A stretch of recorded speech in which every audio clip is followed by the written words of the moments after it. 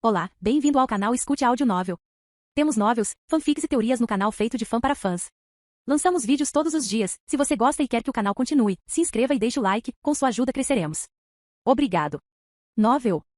Pokémon Reencarnei como Ash. Capítulo 191. Os ossos de Marowak chacoalharam de medo enquanto ela se encolhia nas sombras, observando com horror o caos lá fora continuar a aumentar. Os gritos assustadores de sofrimento e agonia ecoaram pelo ar, misturando-se aos rangidos e gemidos da antiga Torre Lavanda. Ela sempre soube que a torre era um lugar de grande poder, um lugar onde os espíritos dos mortos permaneciam inquietos. Mas ela nunca imaginou que veria o dia em que esses espíritos seriam libertados sobre os vivos de forma tão violenta e brutal. Seu coração disparou quando ela avistou seu filho, uma pequena figura correndo pelo caos em uma tentativa desesperada de escapar. Seu pelo estava arrepiado, seus olhos arregalados de terror enquanto ele subia em lápides quebradas e se esquivava das mãos dos mortos-vivos. Marowak não queria nada mais do que correr para o lado do filho, envolvê-lo nos braços e protegê-lo dos horrores que se desenrolavam ao seu redor. Mas ela sabia que se expusesse, se tornasse um alvo, estaria colocando a vida de ambos em perigo ainda maior. Então ela assistiu das sombras, com os olhos fixos no filho, enquanto ele corria pelo labirinto de lápides. E então, de repente, ela ouviu tropeçar e cair, tropeçando em uma pedra solta e caindo no chão. Marowak sentiu um grito crescendo em sua garganta ao ver duas figuras humanas se aproximando de seu filho, com os rostos contorcidos de ódio e malícia.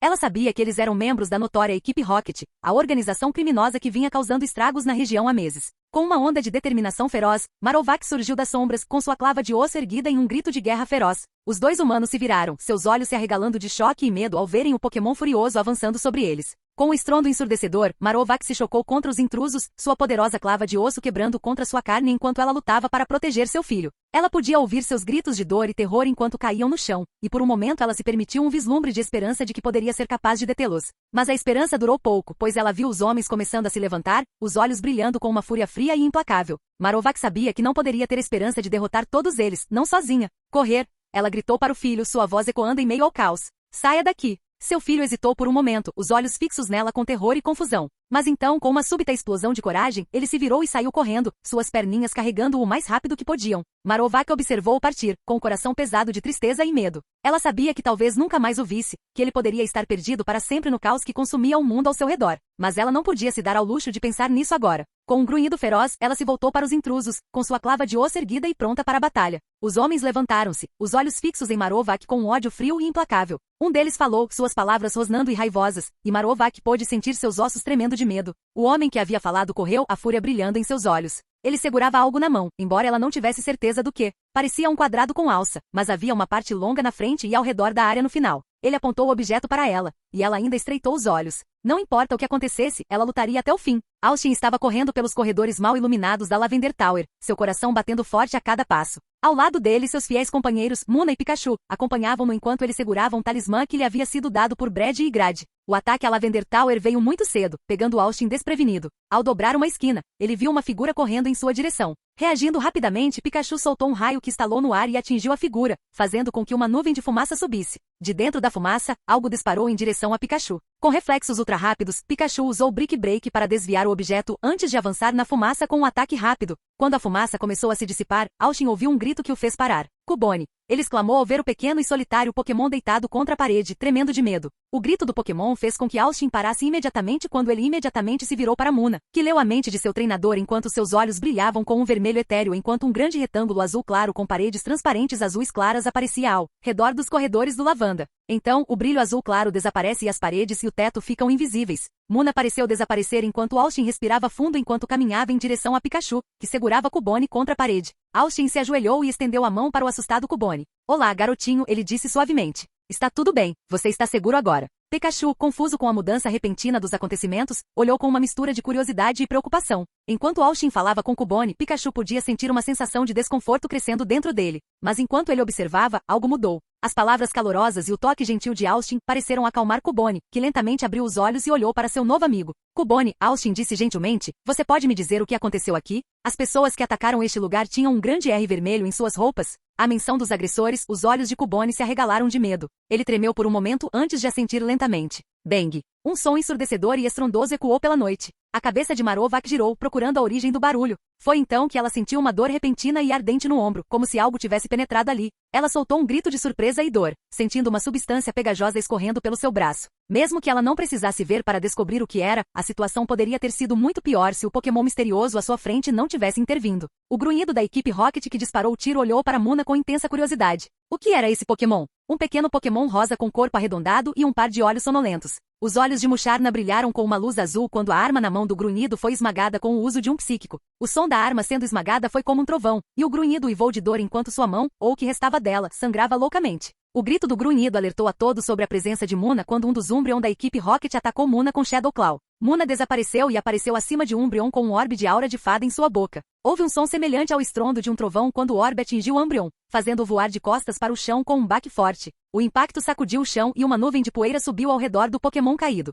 A dor ardente foi rapidamente esmagadora em Marowak, à medida que sua visão começou a desaparecer. Ela podia ver figuras se movendo ao seu redor, mas elas estavam ficando cada vez mais embaçadas e indistintas. Ela sentiu-se afundar no chão, seu corpo ficando cada vez mais pesado a cada momento que passava. O executivo Boot cerrou os dentes enquanto observava o caos se desenrolando diante dele. Ele era um homem alto e musculoso, com cabelo castanho curto e queixo quadrado. Ele usava um uniforme preto com um emblema R vermelho estampado no peito. Seus olhos estavam estreitados enquanto ele examinava a cena, sua mente acelerada enquanto tentava bolar um plano. Primeiro, ele teve que lidar com esses cadáveres reanimados que os Pokémons fantasmas estavam usando os cadáveres dos falecidos como marionetes, e agora havia aquele misterioso Pokémon rosa. As coisas poderiam piorar? Nas profundezas da Torre Lavender, em uma sala escondida obscurecida por centenas de milhares de talismãs, havia uma cena de horror indescritível. A sala estava úmida e bolorenta, o ar pesado com o cheiro de decomposição e algo mais, algo indefinível, mas inconfundivelmente sinistro. No centro da sala havia 3 estátuas de pedra, suas feições simiescas distorcidas em paródias grotescas do Pokémon que deveriam representar.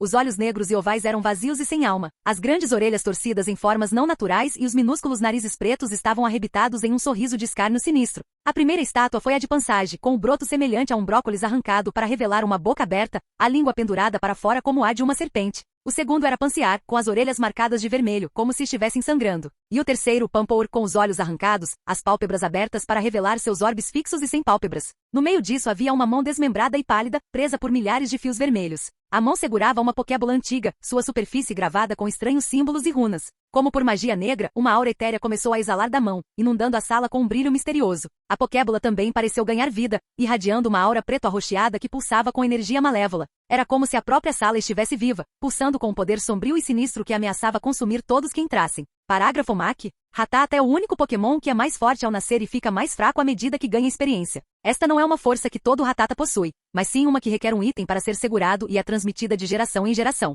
Consequentemente, ninguém teme o Rattata selvagem, mas um recém-nascido treinado na hora errada pode aterrorizar até mesmo o maior dos treinadores. A estratégia baseia-se no facto de o recém-nascido Rattata ainda não ter desenvolvido a sua velocidade decente, e o adversário atacará sempre primeiro, muitas vezes com uma técnica prejudicial. O Rattata, gravemente ferido, mas vivo por causa de um Falcansage, retalia com Endeavor e Quick Attack. Existem inúmeras soluções alternativas que transformam essa derrota por pouco em uma vitória por pouco. Pokémon venenoso do tipo fantasma, Trick Room, perigos de entrada, tempestade de areia ou até mesmo ataque rápido de um Pokémon mais rápido. Mas a necessidade de contra-atacá-lo apenas fala do fato de que um Rattata recém-nascido é respeitado nos níveis mais altos da Liga Pokémon. E todos os contadores ainda salvam fantasmas deixar um Pokémon inimigo gravemente ferido. É esta estratégia que dá origem a histórias de Dom Fantemendo Rattata, e alguns dizem que a estratégia poderia até derrotar o próprio Arceus. É, no entanto, uma tática que só é mortal uma vez na vida de um Pokémon. Derrotar um Pokémon muito mais forte do que ele próprio dá ao Rattata muita experiência, normalmente forçando-o a evoluir após a batalha. Quando evoluem, eles ganham resistência para resistir a um ataque fraco e velocidade para ser o primeiro na batalha, enquanto a estratégia depende de ser o segundo e quase ser nocauteado. Alguns treinadores continuam a treiná-los como Hatcat, mas é raro que esses treinadores cheguem muito longe na Liga Pokémon.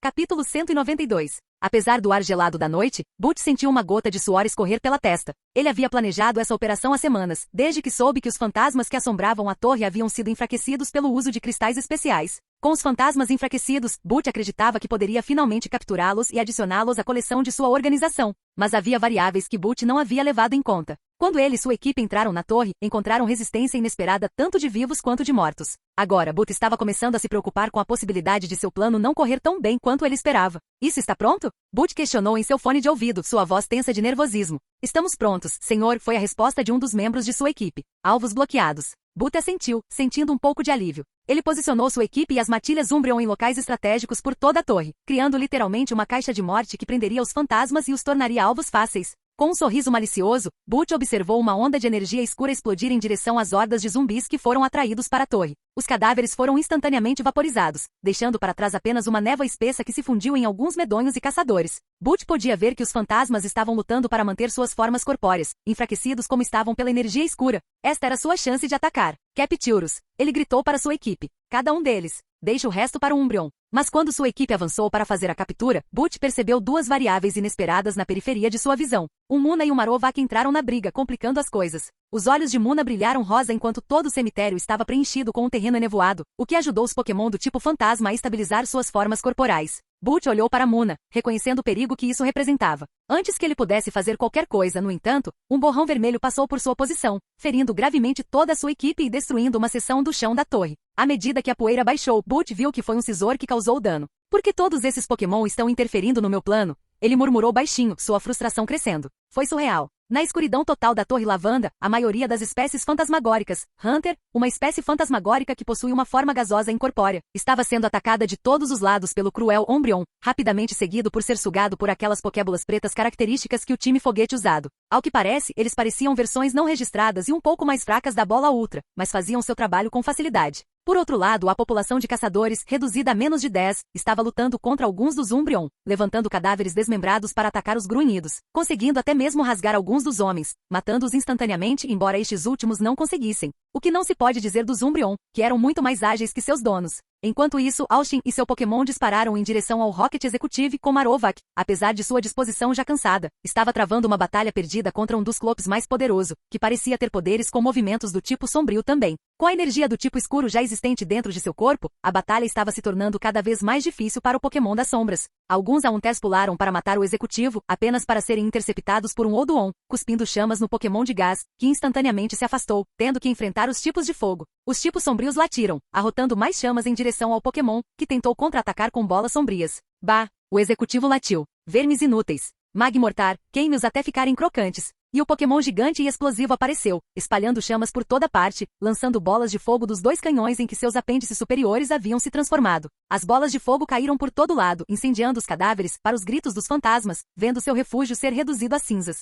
Vartortli, use pulso de água. Crabe, feixe de bolhas. Limpe as chamas. Veio a voz de Austin, que de alguma forma conseguiu ficar de pé no chão, segurando a mão perto da boca enquanto engasgava com o cheiro de cadáveres queimados que enchia a sala. Charmeleon, em frente àquele Magmortar. Scizor, ajude-o. Austin fez uma pausa. Clefairy, deixe-me aqui. Charmeleon precisa de sua ajuda. Pikachu, posso fazer melhor à distância. Deixe o Pikachu fazer a briga. Vou protegê-lo e causar danos à distância. Austin considerou a sugestão de Muna. Tudo bem. Ele se virou para o chão. Pikachu, Charmeleon, não se contenham. Atire com tudo que você tem. Precisamos parar aquele homem. Ele segurava duas Pokébolas na mão. E toda a batalha parou por um momento, quando duas aves excessivamente grandes apareceram no ar, gritando furiosamente com a luta ao redor. Causar estragos. Ninjas e Charmeleon estavam tentando fazer o seu melhor para atacar o Umbreon que era ágil, mais do que tinham o direito de estar, junto com o fato de que esses Pokémons pareciam ignorar todos os danos que estavam se acumulando em seus corpos. Grade e Brad caminharam rapidamente em direção à mansão, os pés batendo na calçada de paralelepípedos enquanto corriam em direção ao seu destino. Os gêmeos estavam nervosos desde que sentiram os distúrbios na Torre Lavender através do talismã que deram a Austin. À medida que se aproximavam da mansão, notaram o silêncio misterioso que pairava sobre a cidade, pontuado apenas pelo pio ocasional de um pássaro noturno. A mansão assomava à frente deles, sua arquitetura gótica contrastando fortemente com os pequenos e pitorescos edifícios que pontilhavam a cidade. As paredes da mansão eram feitas de pedra escura e as janelas eram altas e estreitas, com entalhes intrincados gravados nas molduras. A corrente de metal que funcionava como campainha estava pendurada à esquerda, brilhando ao luar. Grade estendeu a mão e puxou a corrente para baixo, e os dois pularam quando o som ecoou pela quietude da noite. Eles esperaram ansiosamente por uma resposta, mas não houve nenhuma. 10 segundos se passaram, depois 15, e os gêmeos trocaram um olhar preocupado. Brad estava prestes a puxar a corrente pela segunda vez quando a porta se abriu, revelando a senhora fantasma da Elite 4, Madame Agatha. Agatha era uma figura impressionante, com cabelos negros presos em um elaborado coque no topo da cabeça. Seu vestido era de um tom profundo de roxo e fluía ao redor dela em um redemoinho de tecido enquanto ela se movia. Seus olhos penetrantes estavam fixos nos gêmeos enquanto ela os examinava, e Grade e Brad não puderam deixar de sentir um arrepio percorrer suas espinhas. Madame Agatha, ou deveríamos chamá-la de Elite 4 Agatha. Brad resmungou, sua voz quase um sussurro. É Agatha e nada mais, respondeu a velha rispidamente, seus olhos percorrendo os gêmeos e o céu. Não me diga, acrescentou ela com a voz sumindo. Sim, algumas pessoas estão causando problemas na Torre Lavender e temos medo de que ela desperte, respondeu Grade, sua voz quase um sussurro. Agatha suspirou profundamente, fechando os olhos por um momento antes de falar. O mal da Torre Lavanda, ela murmurou, seu cajado brilhando com uma luz misteriosa enquanto um par de Jengars emergia de sua sombra. Os gêmeos observaram maravilhados enquanto os Jengars se materializavam, seus corpos translúcidos pairando logo acima do solo. A névoa ao redor ficou mais espessa e sufocante, e Grade e Brad lutaram para respirar. Era como se os lamentos dos mortos ecoassem por toda a terra, e os gêmeos não puderam deixar de sentir uma sensação de pavor tomar conta deles. Vamos! Agatha gritou, e os gêmeos assentiram ansiosamente, com as mãos tremendo enquanto seguiam a mestra fantasma em direção à Torre Lavanda. A névoa girava em torno deles, e o som de gemidos fantasmagóricos enchia o ar enquanto eles se dirigiam para a fonte da perturbação. Parágrafo Mac. Houve um tempo em que o prédio da Sylph Company era de longe o mais alto de Canto. Com 11 andares, o dobro da altura da loja de departamento Celadon, oferecia uma vista imponente e fascinante de Saffron City, à medida que as operações de Sylph se tornavam mais eficientes. Espaço de escritório extra foi alugado no prédio e o telhado aberto ao público como um deck de observação. Infelizmente para a Sylph Corporation e para a inocência de Saffron City, Haticat possui a habilidade de roer concreto. Ao meio-dia de uma quinta-feira comum, muitos anos atrás, um grupo de homens mascarados enviou um enxame de Haticat que cercou o prédio, depois destruiu suas fundações de todos os ângulos e desapareceu em suas pokébolas antes que a polícia pudesse chegar. O colapso do prédio matou centenas de pessoas, destruiu um quarteirão e horrorizou toda Canto. Medidas de segurança aumentadas foram decretadas em todo o mundo Pokémon, mas sem sucesso. Haticat evolui de Rattata, que é simplesmente numeroso demais para ser controlado com eficácia. O ataque, longe de aumentar a segurança para impossibilitar futuras ações desse tipo, desencadeou uma onda de imitadores. Haticat agora substituiu o Electrode como o Pokémon preferido das organizações terroristas. Além disso, o ataque, apesar de toda a corajosa conversa do presidente da Câmara e do CEO sobre a caça aos responsáveis, deve ser considerado um sucesso total. A Master Ball que tornou-se o tão divisivo foi discretamente descontinuada e não foram produzidas mais nenhuma para este dia. Dizem que todos os projetos que levaram décadas para serem feitos foram destruídos pela Master Ball, deixando para trás apenas um que supostamente está guardado em um cofre. Capítulo 193. Com Pikachu e Charmeleon fazendo seu melhor para lidar com aquele Magmortar irritantemente poderoso, o Alter havia deixado seu flanco, para usar suas habilidades fantasmagóricas nos grunhidos, usando suas garras para rasgar os grunhidos, cavando suas entranhas sempre que tinha chance, junto com o feitiço ocasional e o Devorador de Sonhos para recuperar parte de seu poder para realizar o próximo ataque. Os assombradores usaram os corpos dos mortos como marionetes para causar ainda mais caos à medida que os pokémons do tipo fantasma se tornavam cada vez mais agressivos, como se algo os estivesse afetando. O Alter concentrou suas energias fantasmagóricas, entrando em sintonia com a energia ambiente do cemitério. Era a hora deles usarem seus poderes ao máximo. Fearo estava adorando enquanto corria com Pidgeot. Devido a todo o treinamento com o companheiro de seu treinador, os golpes de Arc precisavam ser menores e mais precisos, para que pudessem focar as ondas de choque o suficiente para enfraquecer o oponente. Agora, porém, isso dificilmente era um problema, já que eles podiam canalizar energia automaticamente em quantidades muito maiores sem pestanejar. Os golpes de ar rasgaram os grunhidos zumbis, às vezes até cortando-os ao meio, um destino que alguns dos Umbreons também compartilharam com eles. Embora Pidgeot e Fearo não pudessem deixar de notar que a maioria da população fantasma já havia desaparecido, capturado, Pidgeot traduziu, o que significava que a vitória era de Pirro na melhor das hipóteses. Eles precisariam fazer algum controle de danos, pelo menos para o lado da Batalha dos Grunhidos, para que eles pudessem começar a lidar com o Executivo e aquela sua irritante abominação cuspidora de fogo. Não importava para os dois se sua abordagem poderia ser letal para eles ou para outra pessoa, desde que sua família estivesse segura e para mantê-los seguros. Os dois pássaros estavam dispostos a matar. Decidindo rapidamente uma abordagem, Pidgeot aumentou a envergadura, manipulando as energias fantasmagóricas do ambiente do cemitério, e começou a tecer uma combinação devastadora. Vartorto lançou outro poderoso jato aquático em Magmortar, desta vez acertando quando o monstro caiu para trás, apenas para levantar um de seus canhões e lançar chamas abrasadoras contra ele, as chamas jogando no chão, enquanto Magmortar saltava do chão, pronto para encerrar a batalha com um poderoso golpe corporal. O engraçado é que até Vartorto sabia disso. Depois que esse tipo de poder de fogo o atingisse, um único golpe de corpo daquele gigante monstro de fogo o enviaria cambaleando para um mundo de dor. Isso, porém, não era uma opção. Ele observou o corpo de Magmortar que disparou para o alto, impulsionado por suas chamas, antes de parar no ar e usar toda a força da gravidade para acabar com ele. Butterfree usou o bastão para dar o aumento de poder a Clefairy, que se concentrou quando seus olhos começaram a brilhar. O poder das fadas inundou-o enquanto todo o seu corpo era inundado com poder bruto, enquanto ele brilhava como luz líquida, antes de concentrar toda aquela energia no orbe à sua frente, quase exigindo uma saída para destruir. Clefairy deu um Magmortar. O raio de luz líquida atingiu Magmortar surpreso de cara, parando sua descida e, em vez disso, empurrando-o ainda mais para cima até que a luz se apagou em Magmortar. Agora ferido, caiu do céu, acelerando em direção à terra. Enquanto isso, Clefairy concentrou sua energia restante em seu apêndice superior direito, e justamente quando Magmortar estava no auge, lançou um Meteor Mesh com força total nele, fazendo o Pokémon de fogo cair no chão, antes de bater contra uma rocha que rachou. Imediatamente, Voltortre, ao que parecia, estava apenas esperando por isso, enquanto soltava um rugido animado antes de bater os pés no chão, enviando um surf, que chocou a maioria dos Pokémon que estavam ali, incluindo e principalmente o ferido Magmortar. Exatamente como ele gostou. Voltortre sorriu enquanto consertava suas manchas. É assim que você lida com os bandidos com estilo. Clefairy soltou um suspiro mental. Talvez houvesse uma chance para eles depois. O pensamento morreu no meio do caminho, quando ele viu o monstro de fogo empurrar lentamente um de seus apêndices para cima. Oh, vamos lá. Isto é simplesmente injusto. Vento sinistro. Um poderoso ataque baseado no vento em que o lançador canaliza energia fantasmagórica para fluir com o vento criado para atacar o oponente. O ataque é útil contra aqueles que são sensíveis a energias fantasmagóricas, humanos, médios e similares. No entanto, alguns tipos de fantasmas, como Alter, podem usar fogo-fato ou chamas fantasmagóricas para combinar com o vento sinistro para criar uma combinação mais mortal. Que em termos de ataque de fogo, é mais devastador do que um lança-chamas de potência total e em termos de ataques fantasmagóricos. Deixa pouco para o oponente fazer além de gemer de dor. No entanto, nem o vento sinistro e o fogo-fato separadamente, nem qualquer combinação deles, poderiam esperar se igualar ao que então se manifestou dentro do cemitério. Cortesia de Pidgeot e Fearu. Usando sua habilidade inata de moldar as correntes de ar, os dois aviãs manipularam as energias fantasmagóricas do ambiente à sua vontade, canalizando-as em caminhos específicos, assim como o vento sinistro, só que desta vez na forma de um tornado. Um tornado extremamente grande e extremamente poderoso de energia fantasma rodopiante. Com um único par de batidas de suas asas, os pássaros colocaram o sinistro tornado em movimento.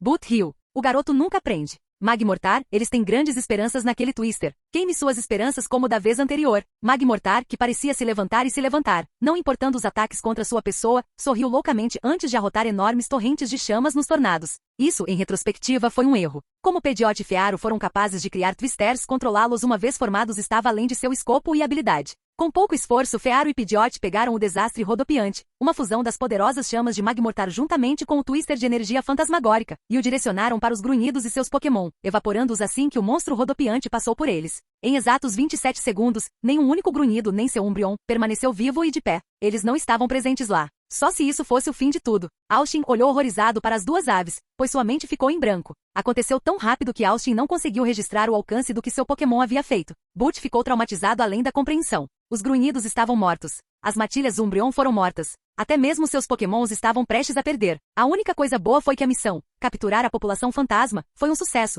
pois imediatamente após a captura, aquelas Pokébolas pretas desapareceram automaticamente, teletransportando-se de volta para a base como foram programadas para fazer. Agora ele só precisava matar esse garoto e fugir daqui. Gai, ele rugiu com fúria desenfreada. Mate esses pássaros, Magmortar. Queime-os até ficarem crocantes. Magmortar faria isso, mas então foi parado por Boot, apontando para outra coisa de prioridade muito maior, que havia começado a acontecer. O Alter, apesar da aquisição das energias ambientais do cemitério pela ave, estava ocupado concentrando-se na energia do outro mundo, abastecendo-se com a energia ambiente do ambiente. Uma das características do vento sinistro é que ele aumenta os poderes de qualquer fantasma próximo, algo que a dupla usou com eficiência máxima quando fez o Twister. Scizor e Shedninja estavam ocupados lutando com os Dusclops, com qualquer um deles sofrendo lesões, o primeiro mais do que o último. O Olduon já havia sido resolvido, o ataque furtivo com a bomba de lama de Bulbasaur mais do que suficiente para tirá-los de combate, deixando Magmortar, que estava sendo atacado pelo Pikachu, Charmeleon, Voltortle e Clefairy. O Alter concentrou suas energias, criando uma massa de puro caos, moldando-a em uma forma esférica, criando um de seus ataques mais potentes, a Bola Sombria. O caçador sorriu antes de projetar a bola sombria em direção ao Dusclops, que também forçou a saída de sua própria bola sombria. As duas forças colidindo de energias sobrenaturais tentando tirar o melhor proveito uma da outra, criando uma colisão no meio em qualquer extremidade, fazendo seu melhor para impulsioná-lo ainda mais. Magmortar. Boot zombou, certificando-se de que todos os seus Pokémon, exceto Magmortar e, claro, Dusclops, que estava empurrando a bola sombria para trás, estavam de volta dentro de suas Pokébolas. Preparem-se. Ele lançou um single Abra, que pareceu surpreso ao ser convocado. Prepare-se para se teletransportar. O executivo zombou. Magmortar, use rajada de fogo naquela colisão de bola sombria. Não. Austin gritou, correndo em direção à colisão, que estava a apenas alguns metros de Pikachu e Charmeleon. Os olhos de Austin brilharam vermelhos quando ele sentiu tudo ao seu redor começar a desacelerar. Magmortar concentrou-se em uma bola de fogos mais quentes, antes de impulsioná-los para a colisão contínua. E o mundo foi consumido pela luz e pelo fogo. Parágrafo Mac. Quando as crianças são muito pequenas para treinar Pokémon, suas mães normalmente lhes dão 2 conselhos. Não entre na grama alta e, sob nenhuma circunstância, deixe um Spearow louco. Seria bom que mais treinadores seguissem o segundo conselho, mesmo depois de obterem seu primeiro Pokémon. Infelizmente, muitos são impetuosos demais para ouvir. Spearow é um Pokémon raro e covarde, mas fica furioso rapidamente. Se um treinador for fraco demais para capturar ou matar alguém, eles antagonizam. E ficam furiosos rapidamente. Um Spearow pedirá apoio de seus amigos, e crianças tribos pequenas que lutam com um deles agora lutam contra um rebanho inteiro. Às vezes, como no caso do Red, os treinadores já capturaram um Pokémon elétrico, de gelo ou de rocha e podem usar sua vantagem de tipo para sobreviver, embora normalmente em estado crítico e precisando urgentemente de um centro Pokémon. Muito mais frequentemente, jovens treinadores são bicados e arranhados até a morte, e seus corpos junto com os de seus Pokémons alimentam um rebanho vitorioso durante uma semana inteira. Capítulo 194. Todo o andar da Torre Lavanda e posteriormente o cemitério estavam em ruínas. As lápides foram engolidas pelas chamas e a população medonho foi capturada e transportada para as bases dos foguetes em algum lugar do planeta. Também não havia vestígios de Alter, por mais poucos que fossem inicialmente. O cemitério parecia completamente estranho agora, nem uma única coisa que lembrasse como era algumas horas atrás. Assim como a SS Anne, antes do ataque e depois da devastação causada pela equipe Rocket. No entanto, toda a batalha resultou, na melhor das hipóteses, em uma vitória de pirro de ambos os lados. O executivo Butch chegou com um exército de soldados, cada um com um único Umbreon no comando. Ele tinha consigo seu precioso Magmortar, vários Olduon e aquele poderoso Dusclops. Claro, ele cumpriu sua missão, os medonhos foram capturados e transportados instantaneamente para a base da equipe Rocket, mas o custo foi pago por todo o seu exército. Nem um único grunhido, nem nenhum dos Umbreons foi deixado vivo. O Olduon teve suas entranhas expelidas, gritando de dor no canto. Seu Magmortar sofreu vários ferimentos e provavelmente precisaria de muito tratamento antes de ter qualquer utilidade real no futuro. O único ainda ativo era o Dusclops, que estava atualmente travado em uma batalha de bolas sombrias contra os 3 fantasmas da linha Gastly. Butch olhou horrorizado ao se sentir cercado. Ele havia perdido horrivelmente, enquanto os Pokémons do pirralho ainda estavam de pé e lutando. E então havia os fantasmas a serem considerados, e a energia sombria excessivamente poderosa que brilhava no meio deles, formada como resultado da colisão de energias sobrenaturais. Espere. Uma ideia germinou em sua mente. Não seria sem custo, mas ele havia perdido muito. O que importava um único Pokémon agora? Ele sempre poderia conseguir mais. Além disso, se bem feito, certamente mataria a criança, assim como os fantasmas. Se ele tivesse sorte, seria poderoso. Scizor e Charmeleon também seriam afetados. Sim, a vingança tinha um gosto bom. Butch sorriu. Ele arrancou uma única Pokébola restante de sua cintura. Ele lembrou a si mesmo. Era um Pokémon que ele pretendia usar como saída rápida. Nunca em sua mente ele sequer suspeitou que precisaria usá-lo tão cedo. A Pokébola liberou luz vermelha, condensando-se em um Abra, enquanto o Pokémon Psy olhava para seu dono. Prepare-se para se teletransportar. Butch latiu, segurando o braço um tanto frágil do pequeno médium. Mais um ataque e ele chamaria Magmortar de volta, escapando antes que as chamas do inferno consumissem tudo neste lugar. Magmortar, ele ordenou, enquanto o gigante cuspidor de fogo conseguia se levantar, pronto para atirar ao seu comando. Use explosão de fogo naquela colisão de bola sombria. Explosão de fogo. Um movimento do tipo fogo bastante poderoso, no qual o lançador cria uma malha concentrada de chamas abrasadoras, antes de impulsioná-las em direção à vítima, que é então queimada por um incêndio que tudo consome. Quando usado por alguém como Magmortar, que tinha algumas das estatísticas mais altas em todos os tipos de fogo do mundo, era uma arma de destruição fatal. Considerando que a energia fantasmagórica era um bom condutor de fogo, um exemplo preciso sendo o próprio fogo fato infame, a adição de tal ataque às bolas sombrias em colisão só poderia significar uma coisa: destruição. Austin ficou surpreso ao testemunhar o Pokémon de fogo e fogo enviar seu ataque ardente contra as energias fantasmagóricas em colisão. O calor intenso que emanava do fogo era quase insuportável. Ele assistiu com horror quando Scizor e Charmeleon, que estavam a poucos metros de distância, foram pegos de surpresa e incapazes de reagir a tempo de evitar o desastre que se aproximava. Naquele momento, Austin esqueceu que não estava blindado como Scizor, nem estava coberto pela pele quase impenetrável de Charmeleon. Esqueceu-se do perigo que o esperava, esqueceu-se do calor e das chamas. Ele só conseguia pensar em salvar seu precioso Pokémon. Sua mente voltou a uma época em que Haticat se sacrificou para salvar sua vida. Austin podia sentir seu coração batendo forte de medo ao se lembrar daquele dia fatídico. Mas desta vez, ele não iria deixar nenhum de seus Pokémon morrer, não sob seu comando. Com uma repentina explosão de energia, Austin saltou em direção a Scizor e Charmeleon, com os pulmões doendo enquanto soltava um grito que ecoou pelo campo de batalha. Seus olhos brilhavam com um intenso tom vermelho carmesim, enquanto as correntes ao redor de uma esfera carmesim dentro da paisagem mental de Austin se afrouxavam. Uma onda de aura escapou, chocando Austin, mas a aura pareceu convergir para uma barreira que engolfou a todos. Talvez fosse seu desejo subconsciente de proteger seu Pokémon ou talvez fosse apenas seu instinto de sobrevivência, mas Austin não deixaria ninguém morrer, nem mesmo que isso significasse sacrificar-se. Não vou deixar ninguém morrer mesmo que isso me mate. Austin gritou, sua voz soando com determinação. O mundo explodiu em uma luz ofuscante e num rugido ensurdecedor de fogo. O som da explosão foi tão intenso que reverberou por todo o campo de batalha, sacudindo o chão sob seus pés. O calor das chamas era tão intenso que parecia que estavam dentro de uma fornalha. Austin se manteve firme, seus olhos estreitados em determinação. As ondas de choque que saíam das bolas de sombra em colisão o empurraram para trás, mas Scizor estava lá para ajudá-lo. Ele ignorou a dor que sentia por todo o corpo, ignorando o cheiro pútrido de cadáveres queimados. Afinal, ele precisava salvar seu Pokémon e sua família. Seu coração batia forte no peito e ele podia sentir a adrenalina correndo em suas veias. O campo de batalha era um cenário de caos e destruição. Fumaça e poeira obscureceram sua visão, e ele mal conseguia distinguir as formas dos outros treinadores e de seus pokémons. A grama outrora verdejante estava agora chamuscada e enegrecida, e crateras cobriam a paisagem. O ar estava denso com o cheiro acre de fumaça e carne queimada, e o chão tremia com a força da batalha em curso. Foi então que aconteceu. Energia pura e não adulterada se aglutinou ao redor das bolas sombrias, contendo-as dentro de si. Foi inspirador, uma engenhoca de energia pura criada para conter energia fantasmagórica, uma justaposição, se é que alguma vez existiu. A energia brilhou e estalou, mantendo as bolas sombrias no lugar. Austin podia sentir a tensão no ar enquanto todos prendiam a respiração, esperando pelo que aconteceria a seguir. E então a explosão de fogo atingiu os escudos de energia, e tudo explodiu em uma mistura de luz e fogo. A explosão derrubou Austin e ele se sentiu arremessado no ar. Ele bateu no chão com força, o impacto sacudindo seus ossos. Ele gemeu de dor enquanto lutava para se levantar, seus olhos examinando o campo de batalha em busca de qualquer sinal de seu Pokémon. Scizor, Charmeleon, ele gritou, sua voz rouca. Vocês estão bem? Ele não conseguia vê-los através da fumaça e da poeira, e seu coração afundou. Ele deu um passo à frente, mas uma onda repentina de energia o derrubou. Ele tropeçou, quase caindo, mas conseguiu manter o equilíbrio. Foi quando ele viu Slack. Austin sentiu seu coração parar quando viu uma gavinha sombria a poucos metros de seu coração parada por sua barreira de aura acidental. Se não houvesse uma barreira entre ele e a gavinha sombria, então ele estaria no chão com um buraco onde costumava estar seu coração. Grrrr. Um som alto e penetrante encheu os ouvidos de Austin quando a barreira de energia irrompeu ao seu redor. Foi diferente de tudo que ele já tinha ouvido antes, uma combinação de rugido, grito e assobio. Ele podia sentir o calor e a energia pulsando ao seu redor. Foi como ser pego no meio de um inferno violento. Foi quando ele o viu. Butch. Ele estava no chão, um fio de energia negra empalado em seu estômago. Outra gavinha sombria exibia a cabeça de uma abra como um troféu. Kek. Austin ouviu risadas e seu coração afundou. Ele olhou para cima e viu. Austin ficou paralisado de terror ao ver um monstruoso alter branco, sua forma enorme pairando sobre ele como um deus da morte.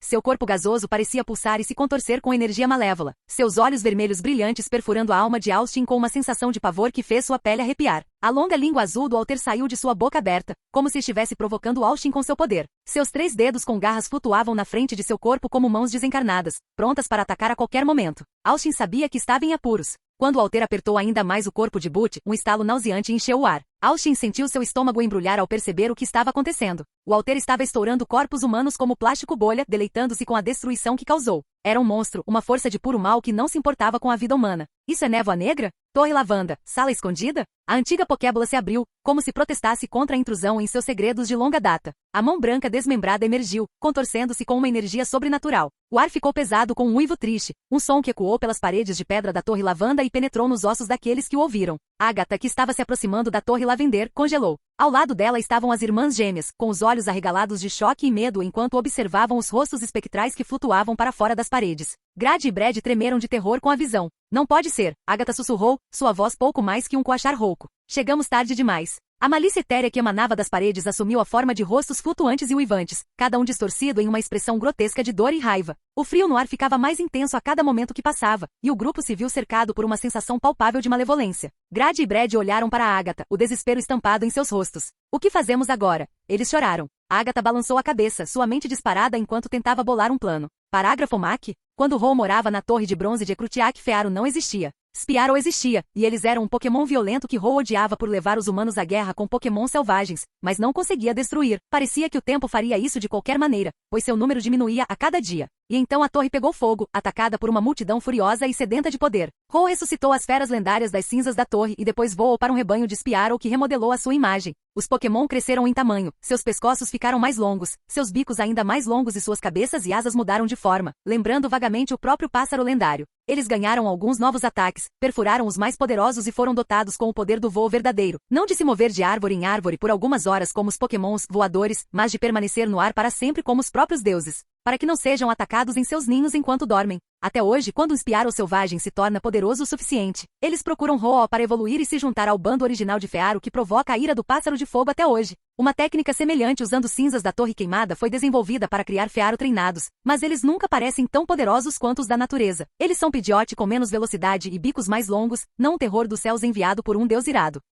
Capítulo 195. Butch pensou que ele havia se vingado. Ele realmente fez. Ele podia sentir a satisfação disto girando em suas entranhas como um piche preto e grosso. Mas então, de repente, o gigante alter branco apareceu. Foi como um espectro emergindo das sombras, e tudo que Butch havia planejado parou para vasculhar. Ele assistiu com admiração e terror enquanto o Alter Alpha brilhante controlava a mistura violenta que Butch havia inventado, impedindo-a de explodir em uma explosão em grande escala. Em vez disso, redirecionou a mistura para magmortar antes de soltá-la. O comando sussurrado de Butch, teletransporte, agora, estava cheio de medo e urgência quando o magmortar explodiu. E foi então que aconteceu. Sob os olhos chocados de Butch, a cabeça de Abra foi cortada por uma garra sombria. Gavinhas de energia fantasmagórica se prenderam ao corpo de Butch enquanto ele era sustentado no ar. Os olhos do White Alpha Alter brilharam vermelhos enquanto agarrava o corpo de Butch em um movimento de aperto. A dor era como um fogo queimando dentro dele, mas não havia nada que ele pudesse fazer a respeito. Suas mandíbulas se abriram em um grito agudo enquanto a chama invisível o devorava de dentro para fora. No segundo seguinte, Butch se viu flutuando no ar enquanto olhava para todos no cemitério. Acabei de ser morto? Ele podia ver que o Alpha Alter havia mudado seu olhar para aquele pirralho medalhista.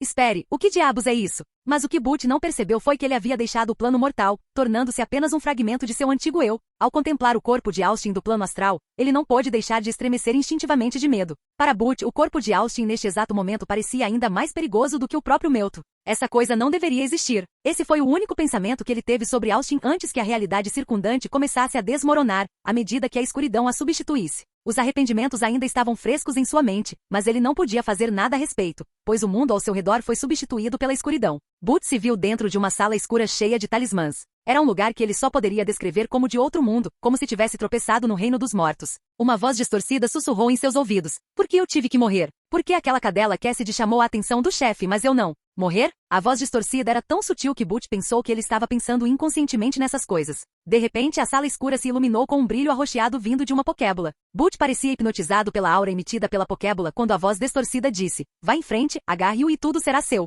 Imagens brilharam na cabeça de Butch das riquezas, da glória que ele poderia obter. Isso fez com que ele ficasse tão delirante que esqueceu uma coisa. Ele estava morto. Caminhando até a pokébula, no momento em que a mão de Butch a tocou, ele sentiu algum tipo de energia envolvendo-se nele, transformando-o. Ele esperava que essa transformação fosse longa e dolorosa. Afinal, algo que envolvesse uma mudança completa provavelmente seria difícil. No entanto, isso era tudo menos isso. Enquanto ele ponderava o que estava acontecendo, a mudança terminou em um instante. Olhando para baixo, Butch se viu olhando para seu cadáver, ou para o que restava dele. Correntes negras saíram de seu cadáver, envolvendo-o em um casulo. Ele se viu ficando cada vez mais sonolento antes que a escuridão tomasse conta de sua mente. A antiga pokébula nas mãos de Butch brilhou com uma luz arroxeada antes que a alma e o parasita que ela trouxe consigo entrassem no cadáver. Austin sentiu um arrepio percorrer sua espinha enquanto olhava para o gigante e brilhante Alpha Alter. Seus olhos, brilhando como dois sóis de fogo, perfuraram sua alma, enchendo-o de um pavor inominável. Enquanto estava paralisado de terror, Austin não pôde deixar de pensar que Black Fog, seu personagem favorito do mangá Electric Tales of Pikachu, parecia muito menos legal na vida real. Rachadura, a barreira carmesim de repente se quebrou em pedaços quando todos lançaram seu ataque mais poderoso contra o Alpha Alter. Scizor,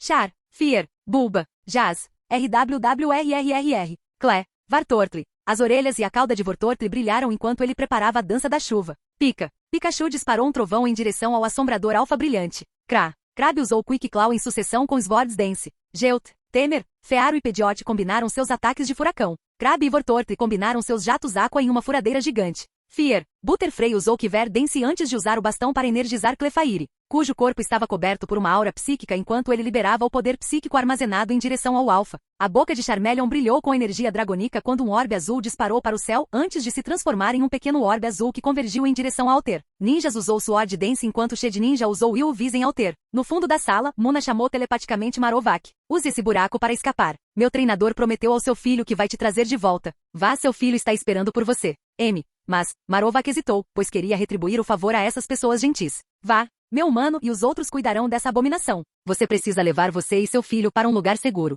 Marowak hesitou, mas ela sabia que não seria de muita ajuda mesmo se quisesse, em vez de ser um fardo que deveria deixar. Por isso ela acenou com a cabeça antes de correr em direção ao buraco que foi deixado para trás quando Austin entrou neste cemitério. Me ajude.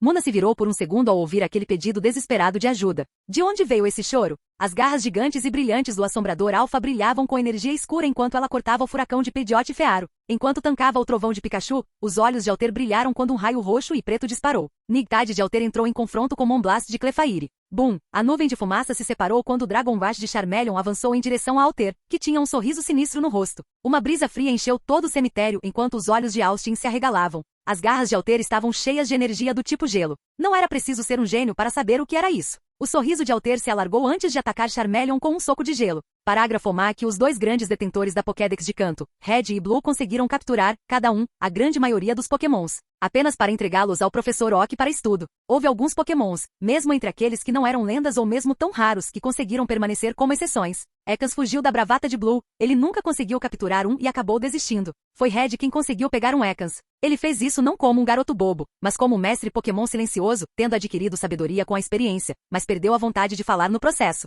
Ele se aproximou do jovem Ekans silenciosamente, rolou uma Pokébola no chão e acertou-o na cauda antes que ele pudesse reagir. A Pokébola abriu, balançou 3 vezes e parou. Red fez um sinal de V, girou com a bola e a levou para um transportador, rumo ao laboratório do Professor Oak e à descoberta do uso médico do veneno de Ekans. É claro que ele nunca deixa Blue esquecer esse fato. Blue também não o deixou esquecer que não conseguiu nem pegar um Melto.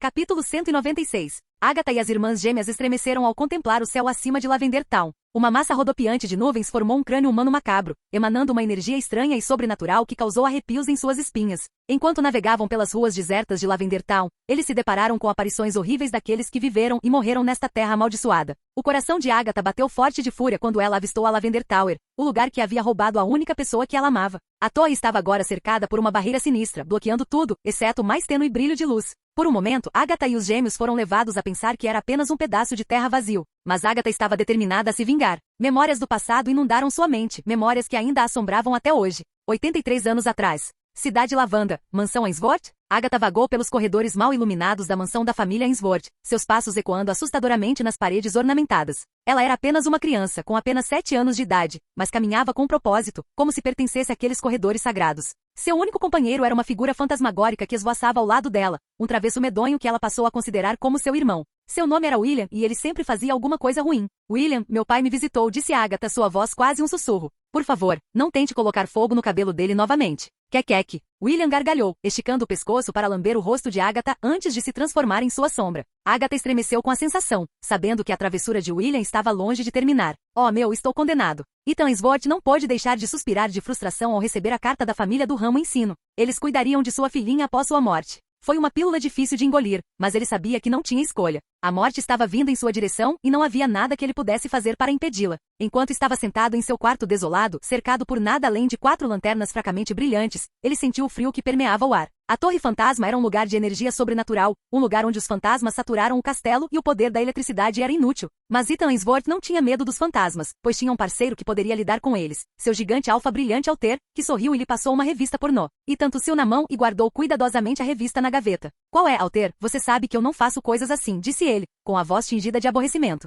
Altair revirou os olhos. Claro que não, seu pervertido, ela pensou. Houve uma batida na porta. Ethan se levantou e abriu para revelar sua filha, Agatha. Ela ficou na porta, parecendo apreensiva. Por que você me chamou pai? Ela perguntou. Ah, eu preciso ter um motivo para visitar minha linda filha? Ethan disse, sorrindo. Pai, disse Agatha com a voz tingida de irritação. Agora só sinto falta da época em que minha filhinha me chamava de papai, disse Ethan, ignorando sua declaração anterior. Pai. Papa, Agatha disse, corando de vergonha. Sim, meu bebê, disse Ethan, seu sorriso se alargando. Por que você me chamou? Agatha perguntou novamente. Ethan estendeu a mão e das sombras, um bastão emergiu com uma Pokébola como cabo. Ele se ajoelhou e apresentou a Agatha.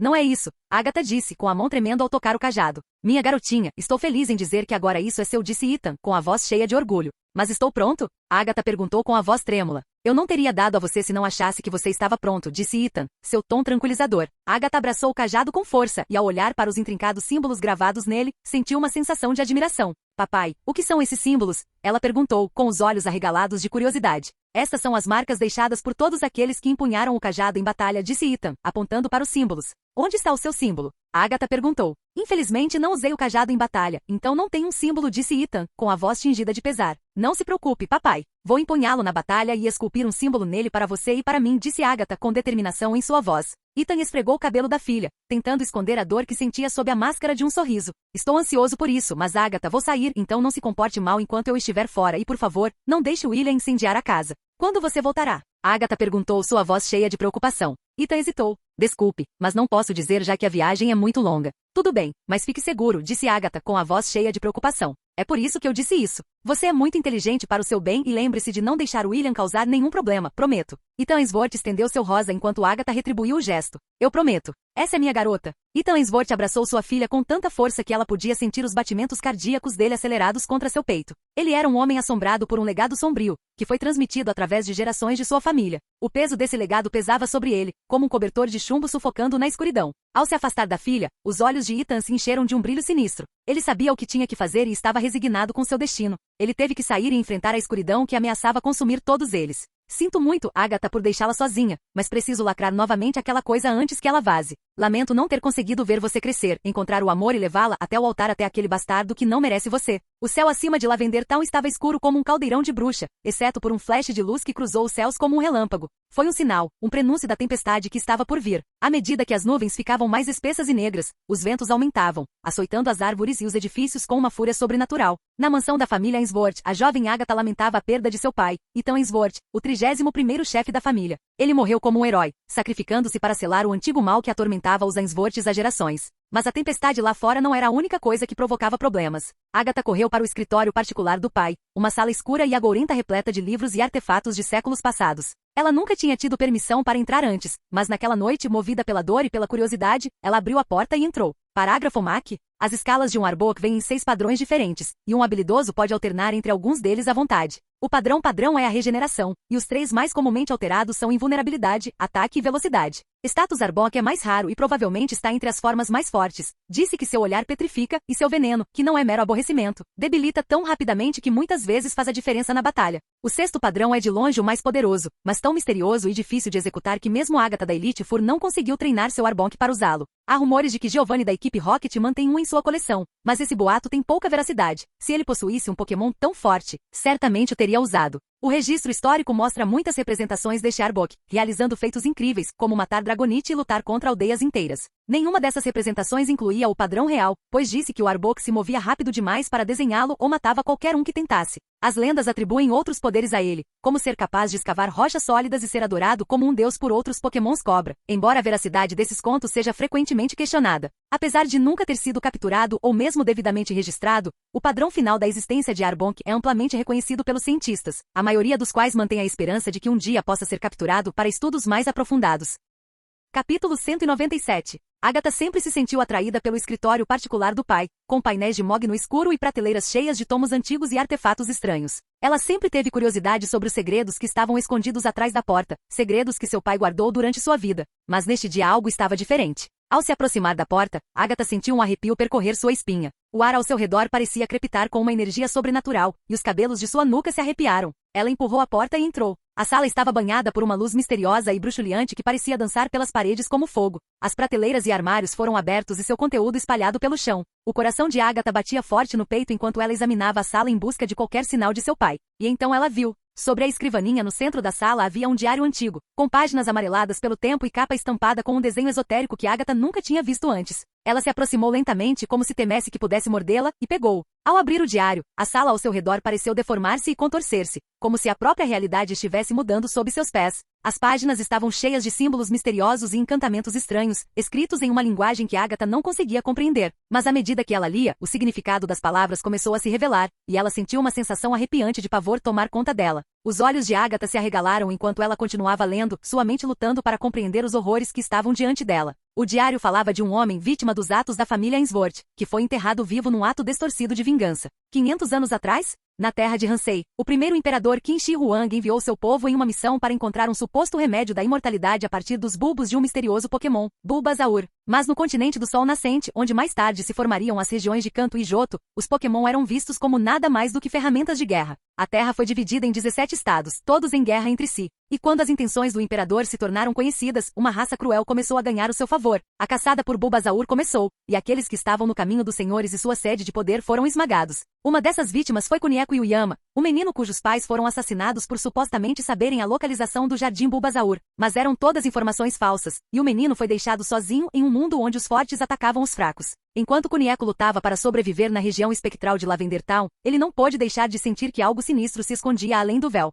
A busca pela imortalidade só trouxe caos e destruição, e a sede de poder do povo acabaria por ser a sua ruína. Konieco Yuyama caminhou pelos becos escuros de Sectra, seus passos ecoando nas paredes de concreto. A cidade estava tranquila, exceto pelo ocasional farfalhar dos ratos que corriam pelo lixo amontoado nas ruas. A lua pairava no alto do céu, lançando um brilho misterioso sobre a cidade deserta. Konieco estava acostumado com a escuridão, tendo passado a maior parte de sua vida patrulhando a cidade como líder da guarda. Ele usava um sobretudo preto que balançava atrás dele a cada passo, um lenço amarrado no pescoço e luvas sem dedos que deixavam seus dedos expostos. Seu rosto estava escondido nas sombras, a aba do boné preto puxada para baixo sobre a testa. Enquanto caminhava, seus ouvidos se animaram ao som de um leve chilrear. Ele parou no meio do caminho, franzindo a testa enquanto olhava ao redor. Ele havia se deparado com muitas coisas estranhas em sua vida, mas uma lata de lixo cantando era uma novidade. A curiosidade tomou conta dele e ele se dirigiu ao lixo. O chilrear ficou mais alto à medida que ele se aproximava e ele hesitou por um momento antes de finalmente olhar para dentro. Entre o lixo e os sacos descartados estava um pequeno Evei com o corpo machucado e fraco. Konieco sentiu uma pontada de raiva e tristeza ao ver a pobre criatura deixada para sofrer no lixo como um pedaço de lixo.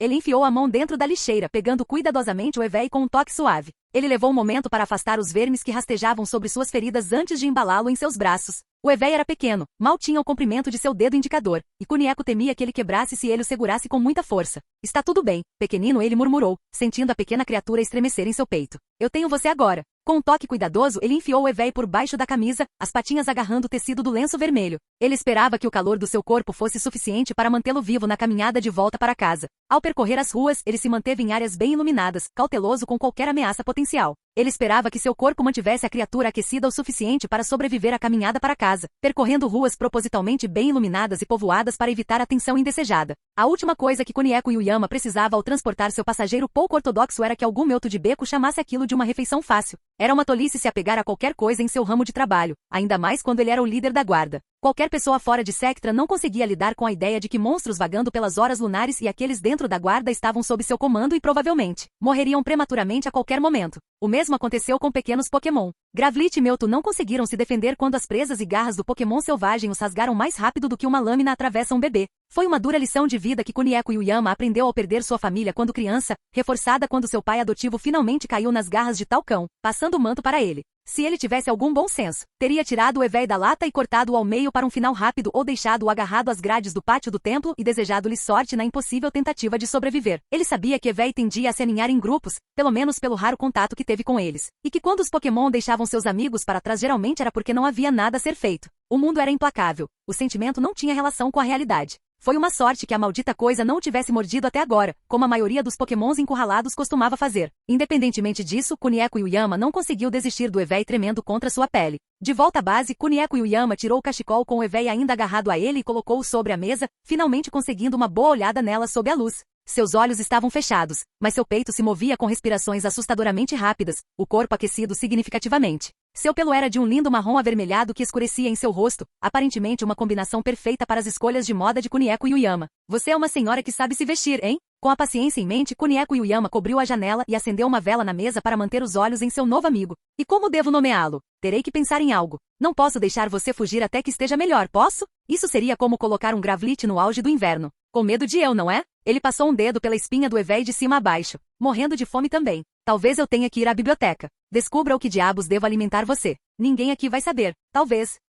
Você não quer um bando de caras grandes te cutucando por aí. E você? Eles só acabariam alimentando você com os raticates. Vou descobrir uma coisa. Havia mais alguns vermes que tiveram que ser arrancados e esmagados, enterrados sob suas asas e fazendo a pele de Konieco Yuyama arrepiar ao pensar neles caindo sob suas roupas. Não parecia haver nenhuma ruptura ou sangramento, o que o deixou com mais do que um pouco de medo de ferimentos internos. Qualquer coisa mais complicada do que hematomas ou arranhões e ele estava perdido. Ele dobrou as partes do cachecol que o Evei não usava sobre o corpo como um saco de dormir improvisado e se levantou. Não se meta em problemas enquanto eu estiver fora. A exaustão de uma noite inteira de trabalho foi deixada de lado. Konieco Yuyama lançou um último olhar ansioso para o pacote imóvel e saiu do escritório. Ele trancou a porta atrás de si para o caso de alguém ir procurá-lo e encontrar seu novo animal de estimação, então voltou para o amanhecer. Se ele fosse fazer alguma coisa sobre as chances do Evei, então ele precisaria primeiro fazer algumas pesquisas antiquadas na biblioteca. Esperançosamente, o Evei ainda estaria vivo quando voltasse. Parágrafo MAC. Pikachu é uma pequena espécie de Pokémon que muita gente acha fofa, e por esse motivo se tornou bastante popular como animal de estimação, mesmo entre pessoas com pouco interesse em batalhas de Pokémon.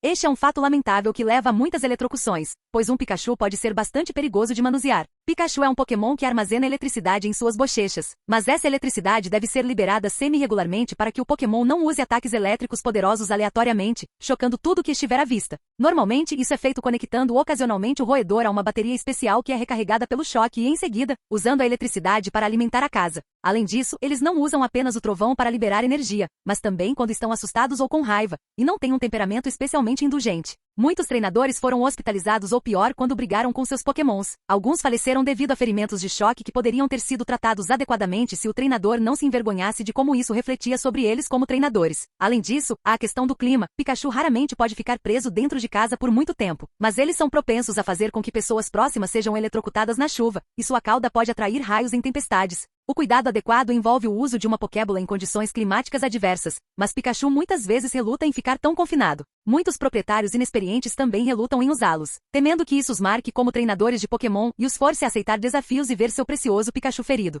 Apesar disso, com um espírito gentil e cautela adequada, Pikachu pode ser um excelente animal de estimação.